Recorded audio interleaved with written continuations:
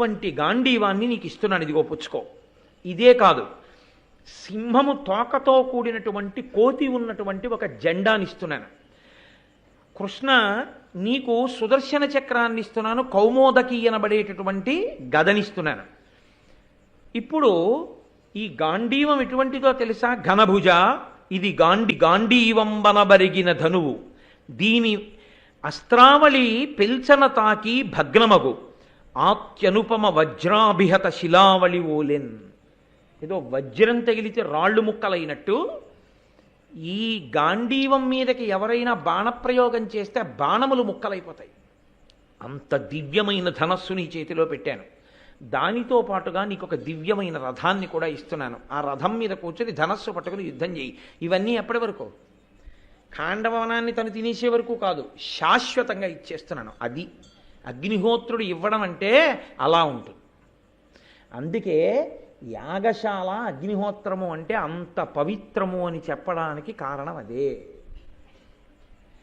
కాబట్టి ఇప్పుడు ఆయన అన్నాడు, నీకు రథం ఇస్తున్నాను. ఈ రథము అప్రతిహతము, సమీర జవోపేత హయ సమేతము, దీనిన్ భూరిబలుడెక్కి సోముడు ధీరుండై తొల్లి ఎల్ల దిక్కులనుడిచెన్. గాలి ఎంత వేగంగా వెళ్ళిపోతుందో ఈ రథం అంత వేగంగా వెళ్ళిపోతుంది. అప్రతిహతము, దీన్ని ఎవ్వరూ పడగొట్టలేరు. ఇటువంటి రథం ఎక్కే పూర్వకాలంలో సోముడు దిక్కులన్నింటినీ గెలిచాడు. అటువంటి రథాన్ని నీకు ఇస్తున్నాను అర్జున. ఇవి వచ్చాయి కాబట్టే కురుక్షేత్ర సంగ్రామంలో అటువంటి యుద్ధం చెయ్యగలిగాడు అర్జునుడు. ఇది అగ్నిహోత్రుడి కోసం వస్తున్నాయా, అర్జునుడి క్షేమం కోసం వస్తున్నాయా, పాండవుల క్షేమం కోసం వస్తున్నాయా? అగ్నిహోత్రుడు ఖాండవనం తినడం అనేటటువంటిది యథార్థమనకు ఒక మిష. అది బ్రహ్మగారి పిలిచి ఇంద్రుడికి చెప్పచ్చు, తక్షకుండా ఎక్కడికో బొమ్మనాయన తినాలి తప్పదని కాదు. ఆ కృష్ణార్జునులకు ఇటువంటి ఆయుధములను ఇప్పించాలి. అందుకని కడుపు నిప్పితో కూడా అన్నాళ్ళు అలాగే ఉంచాడు. అగ్నిహోత్రుని యొక్క అనుగ్నిహోత్రుని యొక్క అనుగ్నిహోత్రుని యొక్క అనుగ్నిహోత్రుని యొక్క అనుగ్నిహోత్రుని యొక్క అనుగ్నిహోత్రుని యొక్క అనుగ్నిహోత్రుని యొక్క అనుగ్నిహోత్రణ చక్రాన్ని నువ్వు చేతితో పట్టుకుని ఎప్పుడైనా నువ్వు దీన్ని నీ రిపుల త్రియామాచరుల అంటే మూడవ యామమునందు చరించేవారు, చీకట్లో తిరిగేవాళ్ళు రాక్షసులు. ఆ రాక్షసులు విష్ణువుకి శత్రువులు. ఎందుకంటే ఈయన ధర్మాన్ని నిలబెడదాం అనుకుంటాడు, వాళ్ళ ధర్మాన్ని పాడు చేద్దాం అనుకుంటారు. అంతకన్నా శత్రుత్వం ఏమి ఉండదు. కాబట్టి నువ్వు ఈ చక్రాన్ని ప్రయోగిస్తే దీని శక్తి ఏమిటో తెలుసా? ఎదుటివాడి కుత్తుక కోసేసి మళ్ళీ వచ్చి నీ వేలికి తనే వచ్చి నిలబడిపోతుంది. అంత గొప్ప ఆయుధాన్ని, ఈ చక్రాన్ని నీకు ఇస్తున్నాను. కాబట్టి నువ్వు ఈ చక్రాన్ని తీసుకో. దీనితో పాటు కౌమోదకి అనబడేటటువంటి గదిస్తున్నాను. ఇప్పటికీ మనం వాటినే స్తోత్రం చేస్తాం. అరినళిన గదాశంక పాణిర్ముకుంద భూ పాదౌ యస్య నాభిః వీరసుర నిలచంద్ర సూర్యౌ చ నేత్రే అని విష్ణు సహస్రం చదివే ముందు పీఠికలో చదవట్లా. కాబట్టి నీకు చక్రం ఇస్తున్నాను. కాబట్టి ఇప్పుడు ఇంకా మీరు కాపాడగలరా? ఇంద్రుడు వస్తే ఇప్పుడు మీకు ఆయుధములు ఉన్నట్టేనా? అయ్య బాబోయ్, ఆయుధాలా? పొంగిపోతుంటే మేము నీ ఇష్టం తిని భగ్గుమని మండిపో. మామూలుగా వద్దు, భగ్గుమని మండి తినేసి ఎవడడ్డొస్తాడో మేము చూస్తాం. పూర్వం జంకుతూ ఏదో చిన్ని మంటల రూపంలో వెళ్ళేవాడు ఖాండవనంలోకి. ఇప్పుడు కృష్ణార్జునులు ఉన్నారు. పెడిలి సువర్ణ పర్వతము పెక్కు తెరంగుల వ్రయ్యునట్టులప్పుడు వివిధ ప్రకారముల భూరిసి కావళి కాండవంబు నల్లడుగడు పర్వగా పెరిగి కల్పదొడొంగె హుతాశనుండు ఏట్పడగ వనంబులోని మృగపక్షి భుజంగమ భూత సంఘముల్. ఎలాగ కాల్చేశాడంటేట ఇంకా ఉత్తర క్షణంలో మేరుపర్వతం యొక్క శిఖరములు పెళ్ళన బరద్దలైపోతే ఎలా ఉంటుందో అలా ఒక్కసారి ఖాండవనం అంతా అగ్నిహోత్రం అంటుకుంది. అంటుకోవడం ఏమిటి? మొట్టమొదట అందులో ఉండేటటువంటి జంతువులన్నీ పరిగెత్తబోయాయి. కానీ ఎక్కడికని పరిగెడతాయి? అగ్నిహోత్రంలో అవన్నీ కాలిపోయాయి. దాంతో వికృతమైనటువంటి క్రూర మృగముల యొక్క ధనులు, చెట్ల మీదున్న పక్షులు పైకి ఎగరబోయాయి. అగ్నిహోత్రం కింద పరిగెత్తేవాడినే కాదు, అసలు అగ్నిహోత్రం యొక్క శక్తి ఎక్కడో తెలుసా అండి? అగ్నిహోత్రం యొక్క శక్తి పైన ఉంటుంది, కింద కన్నా పైన ఎక్కువ దాన్ని. అందుకే మంట మీద కదా గిన్ని పెడతాం. పైగా అగ్నిహోత్రుడి యొక్క ప్రవాహం కూడా ఊర్ధ్వముఖ చలనమైంది. ఆయన పైకి ఎక్కుతాడు. నీరు అధోముఖ చలనం కిందకెడుతుంది. మీరు అందుకే అగరవత్తుని ఇలా పెట్టండి, నిధనం అవుతుంది. అగరవత్తు వెలిగించి ఇలా పెట్టండి, పైకి ఎక్కుతుంది. అగ్ని పైకి రేగుతాడు ఆయన. అందుకని పైకి లేచింది అగ్నిహోత్రం. పైకి లేచేటప్పటికి పక్షులు చెట్ల మించి పైకి లేచిపోబోయాయి. ఆయన ఎక్కడికి పోతారని ఒక్కసారి పైకి లేచాడు. లేచేటప్పటికి జ్వాలలకి అవన్నీ కింద పడిపోయి కువ్వలాడుతూ పక్షుల ధ్వనులు, క్రూర మృగాల ధ్వనులు, ఈ ధ్వనులతో పక్షులన్నీ కాలిపోతున్నాయి. పెద్ద మంటలు, సెగలు, పొగలు, పెటిల్లుమన్న ధ్వనులు పేలిపోతున్నవి, రవ్వలతో పైకి రేగిపోతున్నాయి. ఖాండవనం అంతా కాలిపోతోంది. పచ్చిది ఎండిపోయి కాలిపోయింది, ఎండిపోయినట్టు కాలిపోతోంది. తన ప్రతాపం అంతా చూపించి గబగబా వేసేసుకుంటున్నాడు, మందు వేసేసుకున్నట్టు. చూడండి, ముందు తొందరగా ఇది వేసుకోండి, ముందు ప్రాణరక్షణ జరగాలి మీకు అన్నవాడు ఓ గంట వేసుకుందాం, లేదో చూసొద్దాం టీవీ అంటాడేంటి, ముందు గబుక్కుని వేసుకుంటాడు ఏ మంచినీళ్ళతోటో. అలా గబగబా కాల్చేస్తున్నాడు ఖాండవనాన్ని. ఈ కాల్చడంలో ఏమైందో తెలుసా అండి? హంసలు, కారండవములు, బెగ్గురు పక్షులు, జలపక్షులు, మీరు చదవాలి మహాభారతంలో. నిజంగా జలాశయములు ఉన్నాయి ఇక్కడ. ఈ జలాశయాల్లో కప్పలు ఉన్నాయి, చేపలు ఉన్నాయి, ఇవన్నీ ఉన్నాయి. ఇంత వేడొచ్చేటప్పటికీ ఈ సరోవరములో ఉన్నటువంటి నీళ్లన్నీ గుబ్బ మరిగిపోయేటప్పటికి అందులో ఉన్నటువంటి జలపక్షులు, చేపలు, కప్పలు, ఎండ్రకాయలు, తాబేళ్లు ఉడికిపోయి ఉత్తర క్షణంలో పైకి ఇలా నీటి మీదకి తేలిపోవడంలో ఏమైపోయిందంటే నీరు ఇంకిపోయింది, ఇవి కాలిపోయి. ఇంత విచిత్రంగా కాలిపోతుంటే ఉత్తర క్షణంలో ఈయన కాల్చినంత వేగంగా ఇంద్రుడికి కబురు వెళ్ళదుగా. ఏమండో ఖాండవనం ఇంతలా కాలిపోతోంది అని ఇంద్రుడికి చెప్పాలండి. వాళ్ళ స్నేహితుడు ఉన్నాడు ఇందులో, తక్షకుడు అన్నవాడు వాడు ఉండాలిగా, ఎవడో వాడు వెళ్ళి చెప్పాలిగా. వెళ్ళి చెప్పారు ఇంద్రుడికి. అమ్మ బాబోయ్, అందులో నా స్నేహితుడు ఉన్నాడు తక్షకుడు, కాలిపోతాడేమో, వెళ్ళండి అని బ్రహ్మాండమైన మేఘాల్ని పంపించి వర్షధారలు కురిపించాడు. అగ్నిహోత్రుడు అన్నాడు, అర్జున, కృష్ణ, వర్షపు ధారలు ఎన్ని మేఘాలు వచ్చేసాయో కురిసేస్తున్నాయి అన్నాడు. మీరేం భయపడకండి, అలా భోజనం చేయండి అన్నారు వాడు. అనేసి అర్జునుడు వెంటనే గాంధీవానికి సంధించి అక్షయ బాణతో నిర్మలలోంచి ఎప్పుడు వింటినారి లాగాడో, ఎప్పుడు సంధించాడో, ఎప్పుడు విడిచిపెట్టాడో తెలియదు. వర్షపు నీటి బిందువులు కూడా కింద పడడానికి వీలు లేని రీతిలో బాణ పరంజా కట్టేశాడు ఖాండవ వనమంతా. అది కూడా ఇవాళ మనం ఇలా నీరు జారిపోయేటట్టు కట్టాం, ఖాండవ వనం బయట నీళ్లు పడేటట్టుగా కట్టాడు ఆ పరంజాని. పడినటువంటి నీళ్ళన్నీ దాని మించి కిందకి వెళ్ళిపోతున్నాయి మేఘాలవి. కింద అగ్నిహోత్రం అద్భుతంగా కాలిపోతాం. ఇప్పుడు ప్రమాదం ఏమొచ్చిందో తెలుసా అండి? ఏమైనా అక్కడ ఇక్కడ మిగిలినవి ఏమైనా ఉంటే అవి ఎగిరిపోదామని పైకెడితే ఇంకా వెళ్ళడానికి వీలు లేకుండా పైనోటి అడ్డు వచ్చింది అచ్చాలని. అలా అని కింద పడితే అగ్నిహోత్రుడు తినేస్తున్నాడు. ఆయనకి ఎవ్వడూ తప్పించుకోవడానికి వీలు లేకుండా అన్నీ తినడానికి బాగా పనికొచ్చింది. కనపడ్డవన్నీ తినేస్తున్నాడు. చూశాడు ఆ ఇంద్రుడు, ఇలా కాదు అమ్మ బాబోయ్, కృష్ణార్జునులు రక్షిస్తున్నారు అగ్నిహోత్రుణ్ణి, కాబట్టి నా వేపున మీరందరూ రండని సుర, గరుడ, నాగ, సిద్ధ, గంధర్వ, యక్ష జాతులన్నిటినీ తీసుకుని వచ్చేశాడు. ఇంతమంది బాణప్రయోగం, ఒక్క కృష్ణార్జునులు ఒక పక్కన. ఇంతమంది వాళ్ళు వేసినటువంటి బాణ సమూహముల చేత చెల్లా చెదరైపోయి దిక్కులు పట్టి పారిపోయి ఇన్ని జాతులు. దేవతలందరూ వెళ్ళిపోయారండి అర్జునుడు వేసిన బాణాలకి. దేవతలు కాదు, ఈ సురలు, గంధర్వులు, నాగులు, వీళ్ళందరూ దిక్కులు పట్టి పారిపోయారు కృష్ణార్జునుల యుద్ధానికి. ఆయనంతా తర్ఫీదిచ్చేశాడు గాంధీవంతోనూ చక్రంతో యుద్ధం చేయడం రేపు కురుక్షేత్రం కోసమని. ఇప్పుడు ఇంత పెద్ద యుద్ధం జరుగుతుంటే అశరీరవాణి పైనుంచి పలికింది, ఏమయ్యా ఇంద్రా, నీకు ఇప్పటికైనా అర్థం కాలేదా? వాళ్ళిద్దరు ఎవరనుకుంటున్నావు? నరనారాయణులు. వాళ్ళు ఎదురుగుండా నిలబడి బాణప్రయోగం చేస్తుంటే నువ్వు వాళ్ళ నుంచి రక్షించగలవా ఖాండవవనాన్ని? అయిపోయింది, ఖాండవవనం కాలేపోయింది చాలా మటుకు, ఊరుకో ఇప్పటికైనా. నువ్వు ఎందుకు ఇంత కష్టపడుతున్నావు? నీ స్నేహితుడైనటువంటి వాడు తక్షకుడు ఉన్నాడని కదూ, ఆ తక్షకుడు అగ్నిహోత్రుడు వస్తున్నాడు, కృష్ణార్జునులు అభయం ఇచ్చారని తెలియగానే ఇది విడిచిపెట్టి పారిపోయి కురుక్షేత్రంలో దాక్కున్నాడు. ఉండిపోయిన వాడెవరంటే తక్షకుడు కొడుకు అశ్వసేనుడు ఉండిపోయాడు. తక్షకుడి భార్య ఉండిపోయింది, అశ్వసేనుడి తల్లి. అగ్నిహోత్రుడు కాల్చేస్తుంటే తల్లి పారిపోలేకపోతే అశ్వసేనుడు పైకి ఎగిరిపోతూ, అమ్మా నా తోక కరిచి పట్టుకో తీసుకుపోతానన్నాడు. తోక కరిచి పట్టుకుంది తక్షకుడి భార్య. అశ్వసేనుడు పైకి వెళ్ళిపోతున్నాడు. చూశాడు అర్జునుడు. ఆహా, నా నుండి ఇలా తప్పుకుంటావా అని ఒక బాణం చేత ఆ అశ్వసేనుడి తోక కొట్టేశాడు. తోక తెగిపోయి తక్షకుడి భార్య అగ్నిహోత్రంలో పడిపోయి కాలిపోయింది. ఇంకొక బాణం తీసి అశ్వసేనుణ్ణి కొడుతున్నాడు.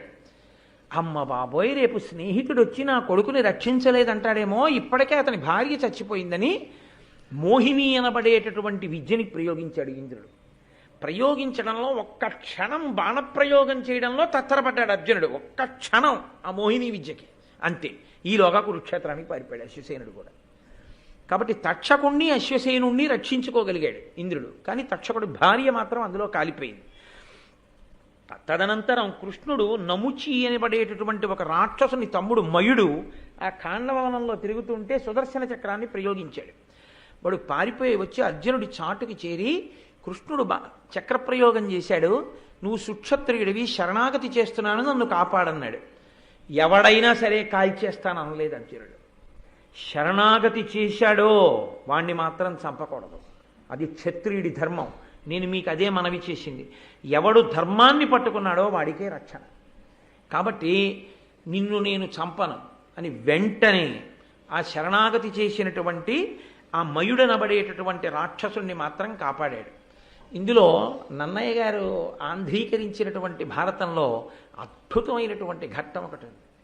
ఇది చాలా గొప్ప ధర్మ సూక్ష్మ సమన్వయం చేయగలిగినటువంటి ఘట్టం. చాలా గొప్ప విషయాన్ని గృహస్థాశ్రమంలో ఉన్న వాళ్ళకి నేర్పుతూ ఉంటుంది. అది మందపాలుడు అని ఒక రాజుగారు. ఆయన 1000 దేవతా సంవత్సరముల పాటు తపస్సు చేశాడు. చేసి అది కూడా బ్రహ్మచర్యంతో తపస్సు చేసి ఆయన తిన్నగా ఊర్ధ్వలోకాలకు వెళ్ళిపోయాడు. వెళ్ళిపోతే ఆయన్ని చూసి వెంటనే ద్వారాలు మూసేసేయండి అన్నాడు. లోపలికి రావడం కాదు, ద్వారం మూసి ద్వారం కనపడకుండా వెనక్కి పంపించండి అన్నాడు. ఆయన అన్నాడు, నేను 1000 దేవతా సంవత్సరములు తపస్సు చేశాను, నేను అసలు ఎందుకు రాకూడదు ఈ ఊర్ధ్వలోకాల్లోకి అన్నాడు. నువ్వు బ్రహ్మచర్యంతో ఉండిపోయి తపస్సు చేశావు. సన్యాసమన్నా తీసుకోవాలి, గృహస్థాశ్రమంలో కన్నా వెళ్ళాలి. బ్రహ్మచారిగానే మిగిలిపోయి చాలా చేసినా వాళ్ళకి ఊర్ధ్వలోకముల యొక్క ద్వారదర్శనం కూడా ఇవ్వం. నీకు పితృరుణం తీరలేదు, నువ్వు సంతానాన్ని కనాలి. పిచ్చి పిచ్చి వేషాలేసి ఏదో వేదాంతం వంటబట్టిందని పెళ్లి చేసుకోమనే వాళ్ళకి వాత. నన్నయ్య గారి భారతంలో ఈ ఘట్టం. నువ్వంటూ తరించాలంటే పితృరుణం తీరితేనే. బ్రహ్మచారిగా నువ్వు ఉండిపోతే జరత్కారోపాఖ్యానం విన్నారుగా, పైతరాల వాళ్ళని కూడా కిందకి దింపేస్తారు. కిందకి దింపేసి ఒంటివేరుతో వెరలాడుతున్న గడ్డి దుబ్బుల చేత పట్టించి వేర్లు ఎలక రూపంలో యమధర్మరాజు గారు కొడికి కింద పారేస్తాడు హీనలోకాల్లోకి. మీరు విన్నారు జరత్కారోపాఖ్యానంలో. 2, ఎవడు వివాహం చేసుకుని సంతానమును పొంది పితృదేవతల యొక్క రుణాన్ని తీర్చుకోలేదో అటువంటి వాడికి అసలు ఊర్ధ్వలోకముల దర్శనమివ్వరు. కాబట్టి నువ్వు ఎంత తపస్సు చేస్తే ఎవడకు కావాలి? నువ్వు బ్రహ్మచారిగా ఉండిపోయావు, పో వెనక్కి అన్నాడు.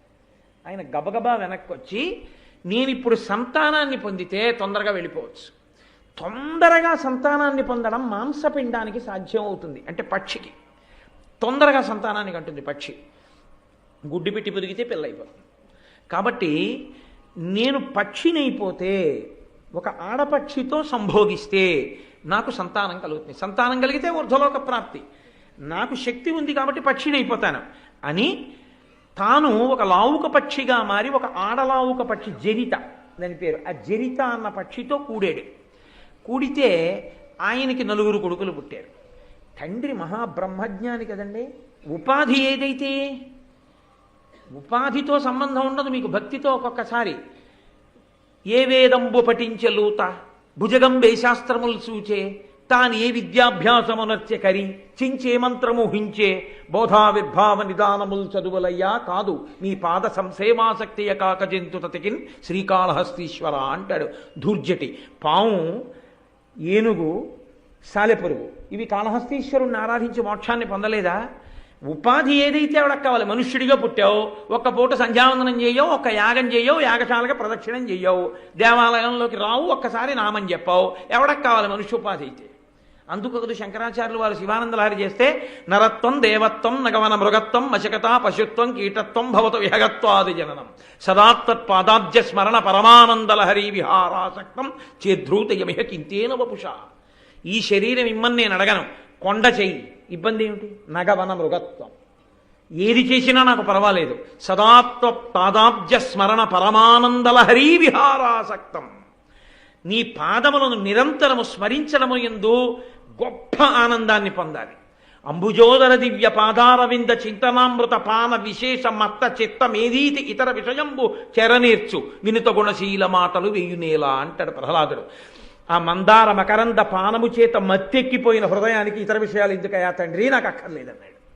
కాబట్టి ఉపాధితో సంబంధం ఉంది. కొండగా పుట్టింది భద్రాచలం, అయితేనే అవతారాన్ని విడిచిపెట్టేసినటువంటి రామచంద్రమూర్తిని మళ్ళీ తీసుకొచ్చి కూర్చోబెట్టింది. ఆయన మరిచిపోయిన ఆయుధాలు ఎలా పట్టుకోవాలో కానీ తీసుకొచ్చి కూర్చోబెట్టింది.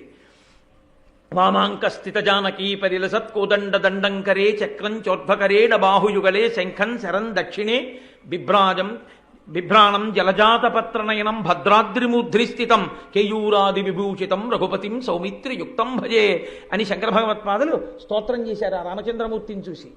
అంత గొప్పగా తీసుకొచ్చింది ఒక కొండ, అంత గొప్పగా మోక్షం పొందింది కాళహస్తి క్షేత్రంలో. నరజన్మ ఎత్తి మాత్రం ఎంతమంది ఈశ్వర పథంలో అడుగులు వేయగలుగుతున్నారు? మనుష్య శరీరం ఒక్కటి ఉన్నంత మాత్రం చేత తరించిపోడు. మనుష్య శరీరాన్ని ఉపయోగించుకున్నవాడు తరిస్తాడు. గుడి బయట నుంచి ఉంటేనే ఆ ఆవు గొప్పది ఉపాధి చేత, గుడి లోపలికి వస్తేనే. లోపల వస్తువు మారనప్పుడు భేషజానికి పూజలు పనికొస్తే, భేషజానికి శరీరం పనికొస్తే, ఈశ్వరుడి ముందు అహంకార పరిత్యాగం చేసి వినయంతో తల వంచడం నీకు చేత కాకపోతే, ఇలా తలెత్తి గుండెల మీద చెయ్యేసుకు చూపించుకోవడానికి ఇది పనికొస్తే, తెచ్చినవన్నీ నీవే అన్న భ్రాంతి నీకుంటే, నీ అహంకారానికి అది ఆలవాలమైతే ఎవడకు కావాలా మనుష్య జన్మ? 2 పువ్వులు తెస్తావు, నే తెచ్చానంటావు. ఏది చేసినా నే చేశాను వాత పెట్టలా శంకరాచార్యుల వారు? గభీరే కాసారే విశతి విజనే ఘోర విపినే విశాలే శైలే చ భ్రమతి కుసుమార్థం జనమతి సమర్ప్యై చేత సరసిజముమానాదభవతే సుఖేనా వస్తాతుం జనైహ నజానాతి కిమహో అని అడిగారు ఆయన. కాబట్టి ఆ వినయం, ఆ భక్తి ప్రధానం. ఉపాధితో ఏముంది? ఈ ఉపాధితో ఉండి భక్తి లేనప్పుడు ఇది ఉన్నా ఒకటే, ఊడిపోయినా ఒకటే. ఇందులో ఉండి భక్తితో ఉన్నావా, నీ పాదముల మీద పడి నమస్కరించవలసిందే. కాబట్టి ఆయన పక్షిగా ఉండి జరితతో కలిసి ఉన్నందుకు పుట్టినటువంటి 9 కొడుకులు బ్రహ్మజ్ఞానులయ్యారు. విత్తనం యొక్క ఫలితం అది. అందుకని బ్రహ్మజ్ఞానులు పుట్టారు. వాళ్ళు జరితారి, సారిసృక్క, స్తంభమిత్ర, ద్రోణ అని 9 బ్రహ్మజ్ఞానులు. ఈ ఖాండవనం కాలిపోతోంది. తండ్రి వెళ్ళిపోయాడు, పిల్లలు పుట్టేగాని వెళ్ళిపోయి. లపిత అని తన మొదటి భార్య మనుష్యకాంత, ఆమెతో ఉన్నాడు అంతఃపురంలో. ఈ జరిత అంది ఏడుస్తూ, మీ తండ్రి సంతానాన్ని కన్నాడు, రక్షించవలసిన వాడు రక్షించకుండా వెళ్ళిపోయాడు. ఇప్పుడు నేను ఈ కోణల్ని ఏమి రక్షించుకోగలను? ఇదిగో ఇక్కడ ఒక చిన్న బిలం ఉంది, కన్నం. కన్నంలోకి వెళ్ళిపోతే అగ్ని ఏం చేయలేదు. కానీ మన ప్రారంధం ఏమిటంటే మనం మాంసపిండాలం. మాంసపిండమైన కారణం చేత మనం దొరకగానే ఎలక కొరికేస్తుంది మనల్ని. కాబట్టి అందులోకి వెళ్ళి బయటికి వచ్చి బతుకుతామని నమ్మకం లేదు. ఇక్కడే ఉంటే అగ్నిహోత్రుడి యొక్క అనుగ్రహం అంటూ కలిగితే మనం బ్రతకచ్చు. ప్రమాదం ఏర్పడినప్పుడు ఖచ్చితంగా చచ్చిపోతామన్న దాంట్లో వేలు పెట్టకూడదు. ఏవో చచ్చిపోవచ్చు, చచ్చిపోకపోవచ్చు అన్న దాని మీదే నిలబడాలి. కాబట్టి చెట్టు మీదే ఉందాం. అగ్ని ఇక్కడ దాకా వచ్చేసి కాల్చేస్తే కాలిపోదాం. ఈ లోపల మనకేమైనా అదృష్టం కలిసి వస్తే కలిసి వస్తుంది, బొరియలోకి వెళ్ళొద్దు. కాబట్టి నేను మీతో ఉంటానంది. అంటే ఆ పక్షులు అన్నాయి, వద్దమ్మా నువ్వు కూడా వెళ్ళిపో అన్నాయి. నువ్వు కూడా వెళ్ళిపో నాన్నగారిలాగే, మేము బతికి ఉంటే ఉంటాను, లేకపోతే లేదు. అమ్మా నువ్వంటూ ఉంటే మళ్ళీ నీకు బిడ్డలు పుడతారు. కానీ అమ్మా నువ్వు మరణించి మేముంటే అమ్మ మళ్ళీ రాదుగా మాకు, అందుకని వద్దమ్మా నువ్వు వెళ్ళిపో అన్నాయి. కానీ మందపాలుడు కృతఘ్నుడై వెళ్ళిపోలేదు బిడ్డల్ని కని. ఖాండవనాన్ని దహించడానికి మొట్టమొదటిసారి అగ్నిహోత్రుడు వెళుతున్నప్పుడే ఆయన గబగబా అగ్నిహోత్రుడి ముందుకెళ్ళి వేదాంతర్గతమైనటువంటి అగ్ని సూక్తంతో అదేంటి ఆయన్ని ప్రార్థన చేశాడు. మీకు ఇదొక చాలా గొప్ప విషయం అండి శాస్త్రంలో. మీరు ఒక దేవతామూర్తిని ఎలా ప్రార్థన చెయ్యాలో ఎలా పొగడాలో మనకి రాదని ఋషులు ఏం చేశారంటే సూక్తములను ఇచ్చారు. సూక్తము అన్న మాటకు అర్థం ఏంటంటే సుఉక్తము, బాగుగా చెప్పబడినది. ఎంత బాగుగా, నువ్వు అంత బాగా చెప్పలేవు. కాబట్టి దుర్గాదేవి అనుగ్రహం నువ్వు పొందాలి. నీకేమైనా వస్తే ఓం జాతవేదసే సునవామ సోమన్ అని చక్కగా దుర్గా సూక్తం చదువు. నీకు రాదు, ఎవరైనా బాగా చదవగలిగిన వాళ్ళు కనబడి చదువుతుంటే భక్తితో కూర్చుని విను, చాలు, నీకు ఆ ఫలితం వచ్చేస్తుంది. సూక్తమునందు పూజ కూడా అక్కర్లేదు, సూక్త పఠనం చేస్తే చాలండి. దుర్గా సూక్తం చదివారనుకోండి ప్రమాదం తప్పిపోతుంది, తెలుసా అండి? అంత శక్తివంతం దుర్గా సూక్తం. అందుకే అన్ని సూక్తముతో దేవత పేరు పెడతారు. నీలా సూక్తం, భూసూక్తం, పురుష సూక్తం, శ్రీ సూక్తం, మంజు సూక్తం, అన్ని సూక్తములే. అంటే దాని గురించి బాగుగా చెప్పబడినది. ఇది తెలుసున్నవాడు మందపాలుడు. కాబట్టి ఆయన వెళ్ళిపోతున్నాడు ఖాండభవనం మీదకి అగ్నిహోత్రుడు. ఆయన పక్కన నిలబడి అగ్ని సూక్తములతో ప్రార్థన చేశాడు. వేదాంతర్గతమైన అగ్ని సూక్తాన్ని చదివాడు. మీకు రెండో మాట వచ్చింది అగ్ని సూక్తం అప్పుడే ఆదిపర్వంలో. ఒక మారు చదివారు ఒకరు. ఎవరు చదివారు? వశిష్ఠ మహర్షి తన శిష్యుడికి సూర్యభగవానుడి యొక్క కూతురైన తపతిని తీసుకొచ్చి వివాహం చేయడం కోసమని నిమిషానికి 365 మాడలు వెళ్ళిపోయేటటువంటి సూర్యరథంతో కలిసి వెడుతూ సూర్య సూక్తం చదివాడు. చదివితే దానికి ప్రసన్నుడైన సూర్యనారాయణమూర్తి తన కుమార్తెని వశిష్ఠ మహర్షి యొక్క శిష్యుడికి ఇచ్చి పెళ్లి చేశాడు. ఆ తాపత్యులు పాండవులయ్యారు అని నేను 2-3 రోజుల క్రితమే మీకు చెప్పాను. కాబట్టి సూర్య సూక్తములు ఆయన చదివాడు, అగ్ని సూక్తములను మందపాలుడు చదివాడు. అగ్ని సూక్తంతో చదివితే, సూక్తము అంటే ఆ చదవడం కూడా అంత అందంగా ఉండాలి. ఏదో గడబిడ గడబిడ గడబిడ గడబిడ చదివితే దానికి ఇంకా భక్తి ఏమిటి, బూడిదే. ఏది ఎలా చదవాలో అలా చదివితేనే దాని అందం అంతే. వాళ్ళు ఉదయం చూడండి ఆ కలశపాత్రలన్నిటికీ దారాలు చుడుతూ చక్కగా క్రమంతో ఆ రుద్రాధ్యాయాన్ని నమక చమకాలని చదివారు. ఎంత ఆనందం వేసిందో నిజంగా నాకు అక్కడ కూర్చుని వింటుంటే. ఆ హిరణ్యబాహ వేసేనాన్ ఏ దిశాంచపత ఏ నమో నమో వాటిని ఆ క్రమంలో చెప్తుంటే అంతమంది అలా కూర్చుని ఏకకంఠంతో చక్కగా ఒకళ్ళనొకళ్ళు చూసుకుంటూ మురిసిపోతూ కలశలకి దారాలు చుట్టుకుంటూ ఆ సూక్తాలు చదువుతుంటే చాలురా జన్మకిది, ఇలా 5 ఏళ్లకొక్కసారి వింటే చాలురా అనిపించింది నాకు. అయ్యప్ప స్వామి ఎంత సంతోషపడిపోయి ఉంటారో నిజంగా ఇవాళ. అది మంత్రం చదవడం అంటే అందంగా చదవాలి, అంతేగాని గడబిడ గడబిడ గడబిడ గడబిడ గడబిడ. అసలు ఆవాహయామి అనేటప్పటికీ వాడు నీరాజనం సమర్పయామి దగ్గర ఉంటాడు. ఉపచారం ఎప్పుడు చేస్తావు? అసలు ఉపచారం ఏది? అది కాదు పూజ అంటే, అది కాదు సూక్తం చదవడం అంటే. సూక్తము చదువుతుంటే పక్షులాగాలి, అలా ఉండాలి సూక్తం చదివితే. అది ఉక్తము ఋషులు ఇచ్చారు, దాన్ని ఎందుకు అలా చదువుతాం? మాని చదవడం, చదివితే సరిగ్గా చదువు అంతే. కాబట్టి అంత బాగా ఆయన అగ్ని సూక్తాన్ని చదివితే వెళ్ళిపోతున్న అగ్నిహోత్రుడు ఆగన్నాడు, నీకేం కావాలన్నాడు. అది దేవతలు ఎంత ప్రీతి చెందుతారో చూడండి సూక్తం వింటే. ఇప్పుడు చదువుతారు వేదం అయిపోయాక. చదివితే ఆయన అన్నాడు, నా బిడ్డలు ఖాండభవనంలో ఉన్నారు, భార్య జరిత 4 కుమారులు, వాళ్ళ 5గురిని నువ్వు చంపకే అన్నాడు. తప్పకుండా నీకు మాటిస్తున్నాను, చంపను అన్నాడు. అగ్ని వ్యాపించేటప్పుడు ఈ 5గురిని ఎలా వదులుతాడండి? అప్పటి వరకు చావలేదు వాళ్ళు. ఇంకా వీళ్ళమ్మంది, మీ తండ్రి జ్ఞాపకం ఉండి రక్షణ అడిగాడో అడగలేదో వెళ్ళిపోయాడు, అయ్యో బిడ్డలు మీరు కాలిపోతారే, ఆడదాన్ని ఏం రక్షించుకోనంది. అక్కడ లపితతో ఆయన అన్నాడు మందపాలుడు, నేను అగ్నిహోత్రుడిని వరం అడిగాను సూక్తం చదివి, అగ్నిహోత్రుడికి గుర్తుందో కాల్చేస్తాడో అన్నాడు. లపితంది, నువ్వొకసారి సూక్తం చదివి అగ్నిహోత్రుడు మాట ఇచ్చాక కాలుస్తాడని ఎందుకు అనుకుంటున్నావు? ఇది మీరు గుర్తుపట్టాలి. ఇదే మహానుభావుడు భాగవతాన్ని ఆంధ్రీకరిస్తూ ఋషితుల్యుడు కాబట్టి పోతన గారు అంటారు, ఎగసి దవ్వులవాని దహించు భంగి పొంత మాకులవాని విడిచిపెట్టి ఎగసి దవ్వులవాని దహించు భంగి కర్మవశమున భవమృతి కారణములు అన్నాడు మహానుభావుడు పోతన గారంటే. అందుకే అగ్నిహోత్రం ఒక్కొక్కసారి పక్కనున్న కాగితాన్ని వదిలేసి కిలోమీటర్ దూరంలో ఉన్న ఒక పాక కాల్చేస్తుంది. ఈ కాగితాన్ని ఎందుకు వదిలింది అనుకుంటున్నారు? ఎప్పుడో ఎక్కడో ఇది అగ్ని సూక్తం చదివింది, కాల్చలేదు. సూక్తమేనండి. హరిశ్చంద్రోపాఖ్యానంలో ఒక్కసారి ఆ విశ్వనాథుణ్ణి దండకం చేస్తే ఆగిపోయిందంటే అగ్నిహోత్రం, వాళ్ళనేం చేయలేదు. నమ్మకం మనకు ఉండాలి. ఇలా అవుతుందా అండి అన్నారు అనుకోండి, కలండు అనుడు వాడు కలడో లేడు అంటే వచ్చేవాడు కూడా అయిపోతాడు. సంశయాత్మ వినశ్యతి. నీకు నమ్మకం ఉందా? ఫలించి తీరుతుంది. నీ విశ్వాసమే ఈశ్వరుడు. కాబట్టి ఇప్పుడు ఆ తల్లి పక్షి పైకి ఎగిరింది. ఈ 4 పక్షులు అగ్నిహోత్రం వస్తోందని ఇటొకటి కూర్చుంది, ఇటొకటి తలపెట్టింది, ఇటొకటి తలపెట్టింది, ఇటొకటి తలపెట్టింది. అగ్నిహోత్రం మీదకి వచ్చేస్తోంది.